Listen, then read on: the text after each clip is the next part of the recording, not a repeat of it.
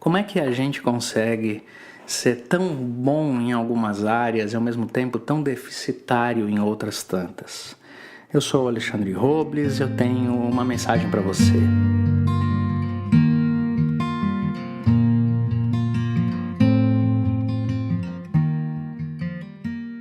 Esse é um grande paradoxo. Faz a gente ficar assustado de vez em quando com algumas histórias que a gente conhece, inclusive. Até a de Davi. Davi era um homem brilhante, um rei mais importante da história de Israel. Competência militar, competência interrelacional. Ele conseguiu congregar as 12 tribos de Israel. Era um homem acima da média. Ao mesmo tempo, ele foi um péssimo pai e um péssimo marido. Ele teve problemas graves com os filhos. Filhos que viveram intrigas e problemas familiares gravíssimos. Ele teve um filho que abusou da própria irmã. E aí então um outro filho cobrou satisfações e providências do Davi, que preferiu se omitir. E aí esse filho mais velho, Absalão, resolveu matar o seu irmão que tinha abusado da própria irmã. E o Davi não conseguia lidar com essas loucuras todas dentro da sua própria casa.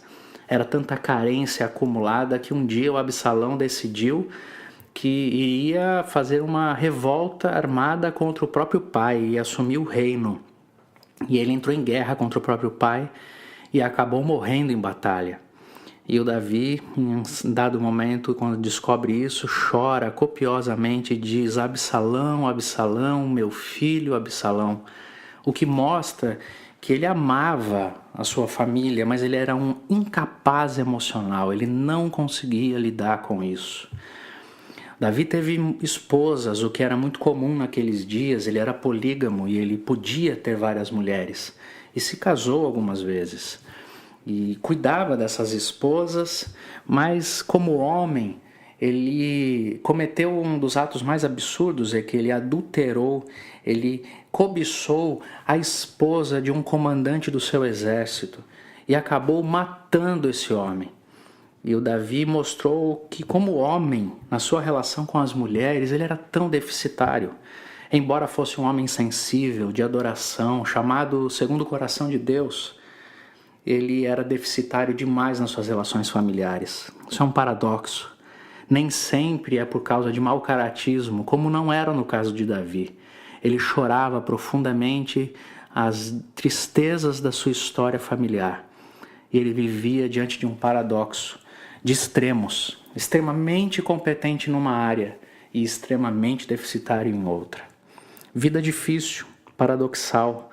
Bom mesmo é quando a gente consegue viver a simplicidade do equilíbrio das realidades da vida, em que a gente consegue viver bem em paz em tudo que a vida nos dá.